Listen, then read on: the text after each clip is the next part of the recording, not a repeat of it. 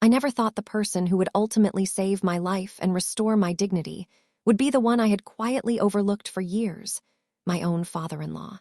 My name is Sarah, and for 8 beautiful yet heartbreaking years, I was married to David, a man I once believed was my soulmate, my partner through every season of life. We built what looked like a perfect existence together in our spacious home on the quiet outskirts of the city. The house had tall windows that flooded every room with golden morning light, a lush garden where I spent countless peaceful weekends planting flowers and herbs, and a cozy study filled with books we had collected over the years. I poured my heart into that home, into our life. I ran a successful interior design business from a small office upstairs, creating warm, inviting spaces for families just like ours. David worked in finance, always closing big deals, always coming home with stories of success that made me feel proud to stand beside him. We had our little routines that felt so comforting. Sunday mornings with fresh coffee and newspapers spread across the kitchen table. Evening walks around the neighborhood where we'd talk about our dreams for the future, maybe kids one day, maybe traveling to places we'd only seen in magazines. His father, Richard, was part of that world too, though always in the background. He lived about 20 minutes away in a modest apartment after losing his wife years earlier. Richard was a quiet man, retired from teaching, with gentle eyes and a habit of observing more than speaking. In recent months, though, he had started seeming confused, forgetting small things like where he left his keys or repeating the same story about his old students. We all chalked it up to age catching up. David would sigh and say, "Dad's getting older, Sarah. We just have to be patient." I believed him. I wanted to believe everything was as steady and safe as it seemed. But deep down in those quiet moments alone, I sometimes felt a shadow, a tiny unease I couldn't name.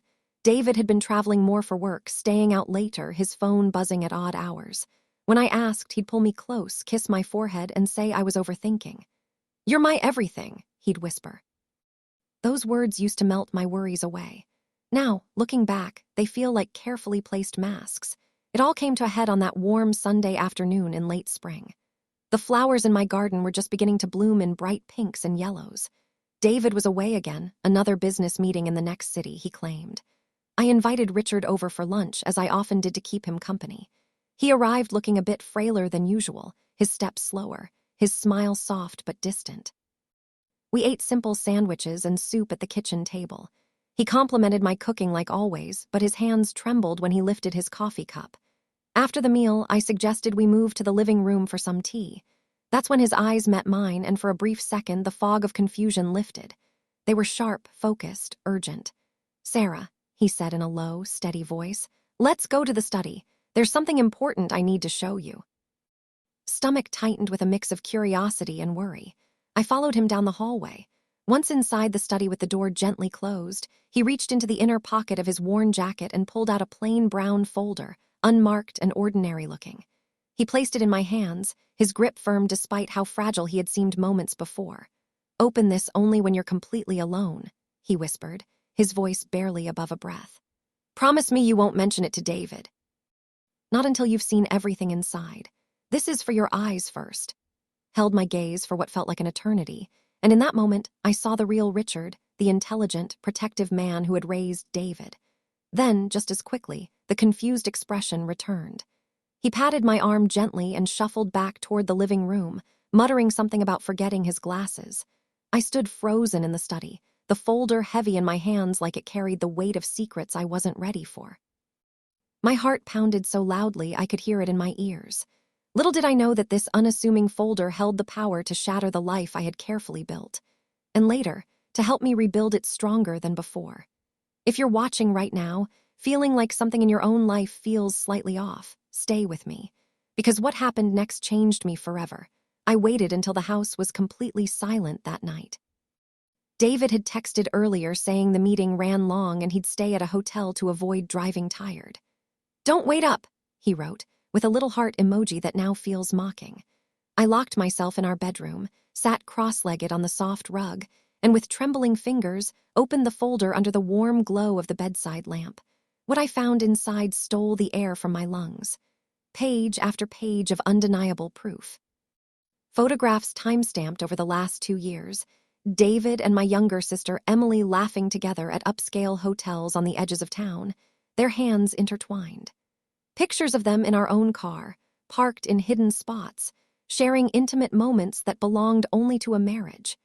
Bank statements showing transfers from our joint accounts into secret ones under his name alone. Detailed notes in his handwriting outlining how he planned to drain our savings, file for divorce in a way that favored him, and leave me with debts while he started fresh. Messages printed out where he complained to Emily about me, calling me too focused on my business, too emotional, too much of a weight holding him back from the exciting life he deserved. He promised her luxury, freedom, and a love that finally felt right. Own sister. The girl I had protected growing up, shared secrets with, helped through heartbreaks. The betrayal sliced through me like cold steel. I sat there on the floor until the sun rose, tears streaming down my face in waves. I cried for the years I had given selflessly, for the nights I supported his dreams while putting mine on hold, for the trust I had placed so completely in both of them. My body felt numb, my mind racing through every memory, wondering which smiles were real and which were lies. The following days blurred into a painful haze. I forced myself to act normal. I cooked dinners David praised absent-mindedly. I chatted with Emily on the phone when she called, her voice bright and innocent as if nothing had changed. At family gatherings, Richard played his part perfectly, forgetting names, asking the same questions twice, while David patted his shoulder with fake patience, saying things like, "We'll get you checked out soon, Dad." I watched it all with new eyes, my heart aching in silence. One evening, I couldn't hold it in anymore. I met Emily at a quiet cafe away from prying eyes. Her face paled when I slid a few printed messages across the table. She broke down immediately, sobbing into her hands. "He told me you didn't love him anymore, Sarah, that your work came first and I made him feel alive. I was stupid. Please don't hate me." Her words only deepened the wound. My sister, blood, had chosen him over our bond. I didn't scream or accuse wildly. I simply sat there, feeling the pieces of my identity crack and shift. David noticed my distance. He'd come home smelling faintly of her perfume, make excuses about long hours, and watch me with calculating eyes, as if assessing how much longer until I fully broke. I stopped sleeping well. Meals tasted like ash. Friends commented that I looked thinner, paler, but I brushed it off with smiles that felt glued on. Inside, the shock slowly fermented into something fiercer, a quiet, burning anger that grew with every new discovery from the folder. Late nights, I'd review the documents again, making my own careful copies and notes. I realized how methodically he had planned my downfall while holding me at night. I should have seen the signs earlier, the canceled plans, the sudden financial tightness he blamed on the market, the way he discouraged me from checking our accounts together. But love blinds you until the blindfold is ripped away. And that was the moment everything shifted inside me. The pain didn't vanish, but it transformed. I was no longer just the betrayed wife crumbling in silence. I decided I was done being the victim in someone else's story. I would take back my power, no matter how long or hard the road. With that decision, I began moving carefully, like someone walking through a minefield. First, I visited Richard again under the pretense of bringing him groceries. In his small living room, away from any chance of being overheard, I asked him why. Tears filled his eyes as he explained. He had suspected David's double life for over a year after accidentally seeing a suspicious message on his son's phone during a visit. Instead of confronting him immediately, Richard started acting more confused than he truly was, a clever shield to make David lower his guard and speak freely around him. He had gathered evidence bit by bit, photos from hidden drives, financial trails he followed quietly using old contacts from his teaching days. "I couldn't let him destroy another good woman the way greed destroyed my marriage," he told me, his voice breaking. "You've been like a daughter to me, Sarah. Choose yourself now." His words wrapped around my broken heart like a warm blanket, giving me the courage I desperately needed. I hired a sharp, discreet lawyer named Alina in secret. We met in her downtown office after hours, poring over every document from the folder. She helped me build a solid strategy, documenting every financial move, protecting my business assets, and preparing for divorce on my terms. While David believed I was quietly falling apart, I was actually fortifying my future. I reached out to longtime clients of my design business, the ones David had tried to claim full credit for, and strengthen those relationships with honest conversations and new project ideas. I transferred what funds I could control into protected accounts and had the house quietly appraised. Every step was thoughtful, every action hidden behind my everyday routines. The planning took weeks, but it felt empowering. I journaled my feelings late at night, processing the rage, the grief, the moments of doubt. There were times I almost confronted David early, but I held back, knowing the timing had to be perfect for real justice. Then came the night of the family dinner David insisted on hosting. He wanted to impress his colleagues and relatives, to paint our life as flawless. The table was set beautifully with candles and my best china. Emily sat across from me, avoiding eye contact. Richard played his confused role at the end of the table. Laughter filled the room as David told stories of his latest successes. Halfway through the main course, I stood slowly. My legs felt weak, but my resolve was iron. "Before we go any further," I said, my voice calm yet carrying through the room, "I think it's time everyone knows the truth about the life we've really been living." I connected my laptop to the large screen we used for movie nights. One by one, the images and documents appeared, the photos, the bank records, the messages, the proof of the secret mortgage. Gasps echoed around the table. David shot up, his face draining of color, stammering for me to stop. But I continued, turning to face him directly. "You planned to discard me like I was nothing.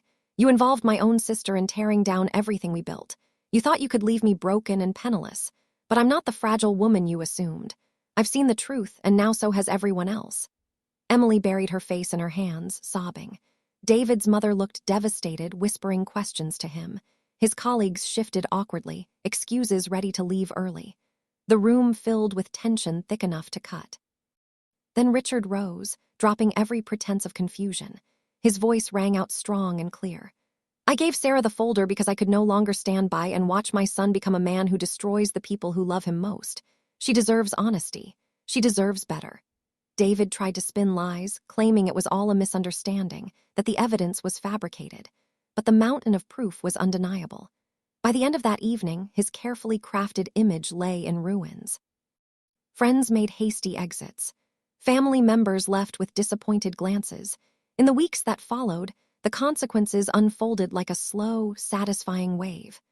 My lawyer delivered the divorce papers, backed by ironclad evidence of infidelity and financial betrayal.